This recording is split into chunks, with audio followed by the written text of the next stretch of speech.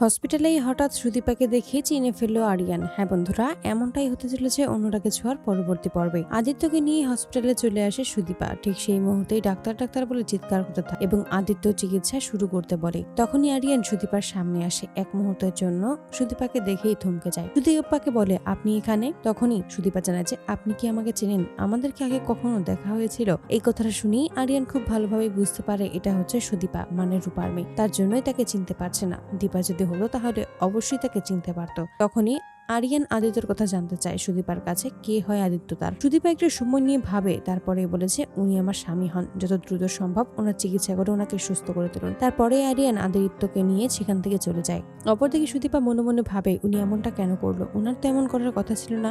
উনি রিতম স্যারকে নিয়ে ভুল বুঝে আছে। যেভাবেই হোক ওনার মন থেকে সেই ভুল ধারণাটা আমায় ভাঙাতেই হবে। অপরদিকে বাড়ির সকলে যখন আদিত্যের অবস্থা জানতে পারে তখনই হসপিটালে ছুটে আসে এবং সেখানে এসেই চিন্তায় পড়ে যায়। কিন্তু বড় মা সুদীপাকে দোষ দেয়, সুদীপার জন্য এমনটা হয়েছে, এমনটাই সবাইকে জানায়। এতে করে অভ্র বড় মাকে আটকায় আর বলে যে, তুমি এভাবে ওকে বলো না, সুদীপার জন্যই কিন্তু ভাই বেঁচে গেছে। সঠিক সময়ে আদিত্যকে কিন্তু সুদীপাই হসপিটালে নিয়ে এসেছে। অপরদিকে আরিয়ান ভাবে সুদীপার সাথে একবার তার কথা বলা উচিত, তাই আদিত্য চিকিৎসা করার পরেই সুদীপাকে ডেকে পাঠায় আর সুদীপার ব্যাপারে জানতে চায় সুদীপার বাড়িতে কে আছে, সুদীপার আপনজন বলতে কে কে আছে। সুদীপা তখন বলে সে অনাথ, তার কেউ নেই, তার একটা বাবা ছিল, সেও মারা গেছে। তখন আরিয়ান বলে, তোমার মা বাবা সকলেই আছে, তুমি কোনো চিন্তা করো না। এবার আমি তোমাকে এমন কথা বলবো যেটা তুমি কখনোই ভাবতে পারোনি। তারপরেই সুদীপার আসল পরিচয় প্রকাশ করে। তো বন্ধুরা, তোমরা এটাই তো চাওয়ার জন্য এভাবেই হসপিটালে এসে আরিয়ানের মুখোমুখি হয় সুদীপা এবং আরিয়ান যেন সুদীপাকে চিনতে পারে, সুদীপার আসল পরিচয় প্রকাশ্যে আনতে পারে। তোমাদের মতামতটি অবশ্যই জানিয়ে দেবে। ধন্যবাদ।